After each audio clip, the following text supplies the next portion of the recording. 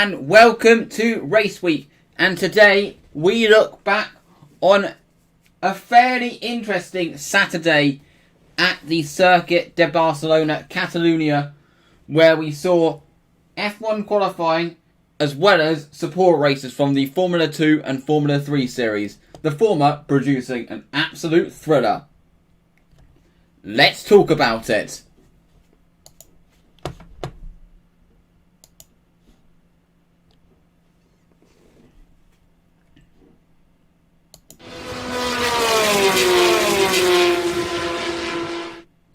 So first we are going to talk about the Formula 3 race, which was the first of the support races to take place this weekend, and it was Logan Sargeant on pole position, as obviously I described yesterday, and it was a really good start from the Logan Sargeant, but the safety car was immediately deployed after Bent Viscal went into the gravel at turn 5, and then that brought out the safety car and obviously bunched up the field.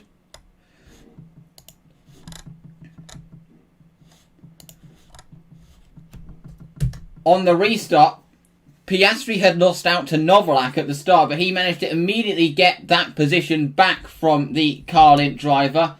But at the front, Jake Hughes was putting Logan Sargeant under a lot of pressure. And then going down the main straight, he managed to get the run with DRS and managed to get round the outside of the first corner to take the lead of the race.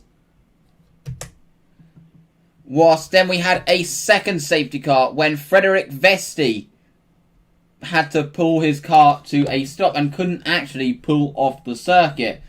And he was a driver that I predicted would win this championship, and it's really not been a good season for him so far. He seems to have gotten a lot of the bad luck in the Prix. All of Prima's bad luck, and he really needs a break, especially as his weekend has been kind of ruined.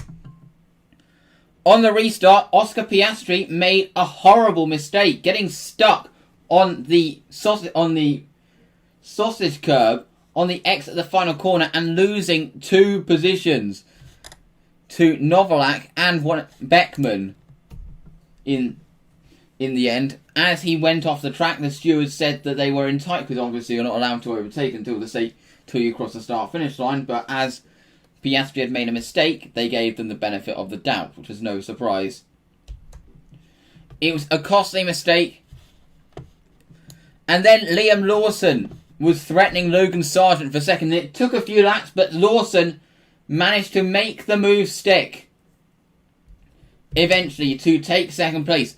But it was Jake Hughes who took his first win of the season and his first victory since the Austria sprint race last year for HWA, taking HWA's first win of the season as well.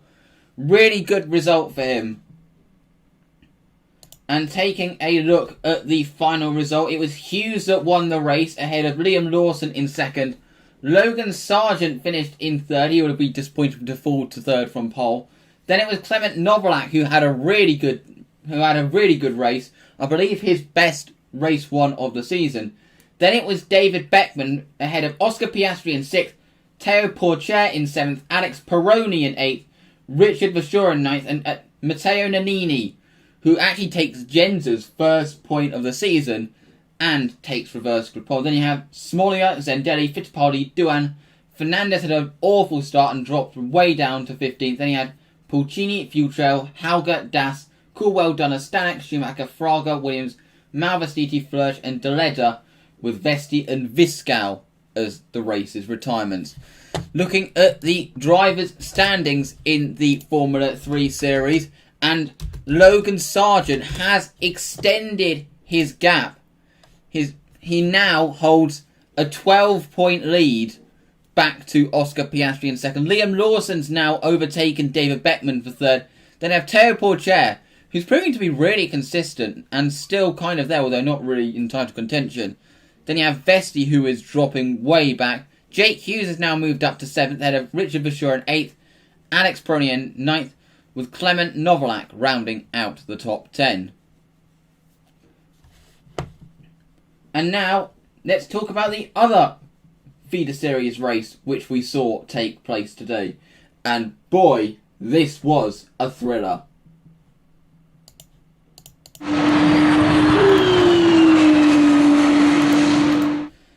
The Formula 2 race took place after Formula 1 qualifying, and what a race it was. It has to be said. Now, I don't have the pictures up for some reason, which I'm just going to see if I can fix. May have to do without them. I mean, what a time for that to happen in an absolute thriller of a race. But it was an absolute thriller of a race, and if a lot of people are saying if the Formula 1 is anywhere near this exciting, then we are in for a cracker tomorrow, because the Formula 2 saw an absolute thriller of a race and saw someone coming from nowhere to take the victory. Now, I've almost got the pictures sorted out, which I have, so I can describe the race. And I had to give it time because I need to use these pictures to describe the race, as it's quite hard to describe, to explain alone. What such a thrilling race. So, off the line, Callum Ilott didn't get the best launch, but both Primas got incredible launches. Schwartzman immediately took the lead going into the first corner, getting past Ilott, with Schumacher trying to get around the outside but not quite managing to get it done. But the safety car was out immediately, once again for a car in the gravel, and that was when Marcus Armstrong lost it going into turn 4, and then the safety car was out as a result of that. So, on the restart, you had Yuki Tsunoda and Jack Aitken battling it out. You had Jack Aitken getting passed by the Carlin for 6th place. And then Callum Ilott managed to get... Then Callum Ilott seemed to have more pace than Schwartzman in the early stint. He managed to use his DRS and get past around the outside. Immediately, Schwartzman responded to that by pitting. A lap later, Ilott pitted in and rejoined ahead of Robert Schwartzman, and immediately started setting good pace. But it was starting to get evident that Schwartzman was saving his tyres. Mick Schumacher was on the alternate strategy and pushing very hard, but perhaps too hard. He had to pit in much earlier than he would have wanted, which put him out of contention for these soft tyres. But out of nowhere came Felipe Drugovich, who was quite a way behind the two leaders, but he managed to get ahead of Zhou in the pit stops after a poor pit stop for Zhou. He stayed out longer on the softs and then had more pace. And as Schwartzman and Ilott were getting held up by traffic, an opportunity came, and Drugovich managed to get past Schwartzman for a net second. Or so he thought it was a net second. And then this happened. Sean Gelael made quite an ambitious move on Giuliano Alesi, which put Alesi into a spin. He stalled his engine, the safety car was out, the entire race turned on its head. Everyone pitted in, other than Drugovich and Tsunoda instantly. Drugovich then pitted in a lap later, which put him out of contention. But the biggest beneficiary of this was Matsushita, who was running in the midfield the entire race, and then this promoted him in line for a top 4 position. On the restart, Yuki Tsunoda on the old tyres, it was said that he was going to do everything to defend that position. Carlin told him to do everything he could, and he did. He managed to successfully fend off Ilott, and Ilott needed to make the move quickly, because if he didn't, it was a case of pass or be passed, in the words of Alex Jakes, and that is exactly what happened. He could not get past Tsunoda, and then he was passed by Matsushita for 2nd place. Matsushita then managed to get past Yuki Tsunoda to take the win, the lead of the race, and was quickly followed by Robert Schwartzman. And then the safety car came out again after Roy Nissany, it seems, had an issue with his wheel being attached. he went into the wall at turn 3. And then we had a last lap dash to the line. Matsushita led the way, but Yuki Tsunoda was defending hard from Callum Ilott, Nikita Mazepin and Guan Yu Zhou. And Callum Ilott was really losing out. He was struggling to find a way past. And then he was losing more positions in the end. But at the front, Matsushita managed to hold the lead from Schwartzman and take the victory. Ahead of Robert Schwartzman in second, Guan Yu Zhou in third. Then you had Yuki Tsunoda in fourth. Callum Ilott dropped down to fifth in the end. He was very annoyed. I think his racecraft does need to improve, because really he should maybe have risked it against Tsunoda a bit more. Maybe he would have won the race. But he was in championship mode. Mick Schumacher finished in 6th ahead of Felipe Drugovich in 7th. Luca Giotto gets reverse grid pole with 8th. Then you have Dan Ticktum and Louis Delatrez rounding out the top 10. A bad day for Christian Lundgaard, not scoring any points ahead of Artem Markov in 12th. Nikita Mazepin had a time penalty for a safety car infringement, which he finished in 3rd on the road, but he drops to 13th. Then he had Pedro Piquet in 14th. I believe he was originally in the points. Then he had Marino Sato, Guillermo Samar and Jehan Deruva as the last finishers. And out of the race we had Jack Aitken. We didn't see why he retired. Then you had Sean Gallel, Roy Nissany, Giuliano Alesi and Marcus Armstrong as the retirements. Now it's time to talk about the main event of the day, and that was Formula 1. For the Formula 1 qualifying session.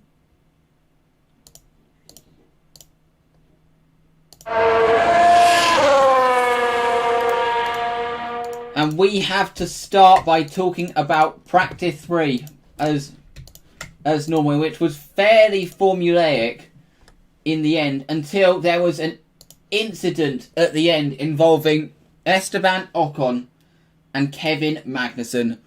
After it seems a miscommunication between the two drivers, no penalty was given to either of them in the end, resulted in Ocon getting caught out and going into the barrier. Luckily they managed to repair his car for qualifying. But once again, it was a Mercedes 1-2 with Lewis Hamilton leading the way ahead of Valtteri Bottas and Max Verstappen. Carlos Sainz had a good session ahead of Sergio Perez, Charles Leclerc, Pierre Gasly, Lance Stroll, Alex Albon, Daniel Ricciardo. Esteban Ocon ended up 11th despite his crash. Then you had Sebastian Vettel in 12th. Despite the new chassis, he is continuing to struggle. Then you have Romain Grosjean, Kimi Raikkonen, Lando Norris. A bad session for Norris. Then you have Kvyat, Magnussen, Giovinazzi, Russell and Latifi. So, let's talk about qualifying.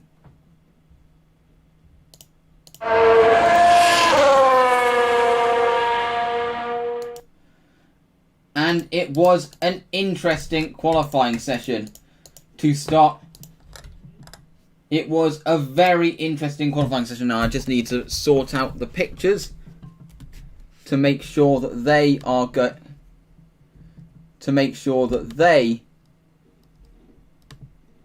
to be saved. Don't know where they got saved, so may have to do without them for this session. For this rundown. So I'm just having a look. There we go. Got them.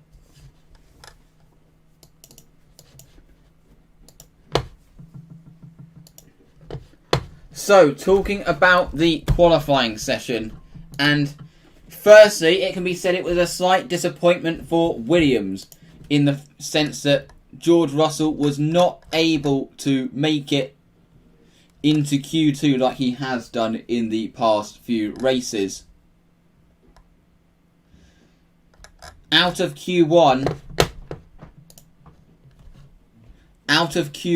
was, we saw Grosjean, we saw Magnussen seems to have typed this out wrong. Now I need to get the full grid up. But out of Q1, it was Antonio Giovinazzi rounding out the grid.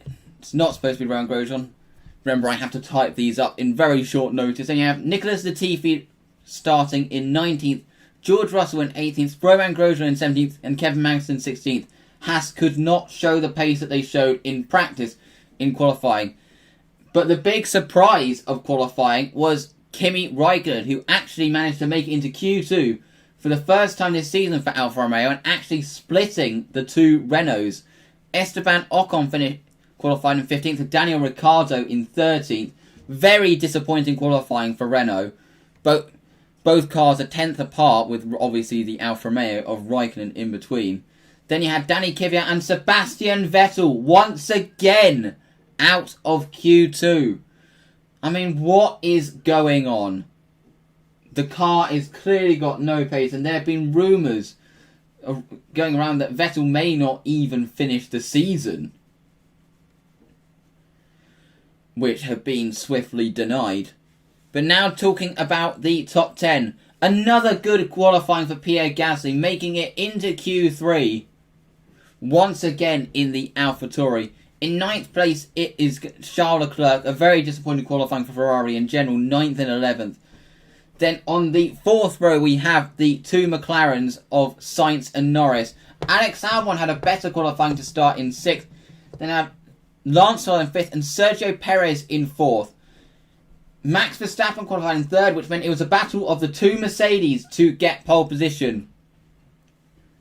In the initial runs, Lewis Hamilton beat Valtteri Bottas by half a tenth of a second, and neither car could improve. It was a kind of a get out of jail for Lewis Hamilton because he was not able to improve. He actually was 4 tenths off his previous best. But Bottas was unable to improve his time either, which meant that Lewis Hamilton maintained pole. However, the thing that has to be noted, going into the race tomorrow, Red Bull are seen as a massive threat tomorrow. In the long runs yesterday, I didn't quite pick up on this on the Friday stream, in the Friday recap, but on the long runs, the Red Bull of Max Verstappen was on par with the two Mercedes, which really is an indicator that they could possibly challenge Mercedes tomorrow, especially if hotter temperatures do cause tyre issues. The Formula 2 race did show that tyres could be a bit of an issue, although they likely won't be as much an issue as Silverstone. But if Mercedes struggle tomorrow, then their Achilles heel is obvious. Because the reason I say that, because some people may be saying, is it obvious already? But you have to remember, last week was on a track with a lot of high deg. So for this track, doesn't have as much degradation as Silverstone. So if they struggle here, then they have a bit of a job to do to ensure that they have the pace on tracks with high tyre deg. But that is it from the Saturday recap. And we will see you tomorrow for the Sunday recap after what could be an interesting Spanish Grand Prix. Goodbye.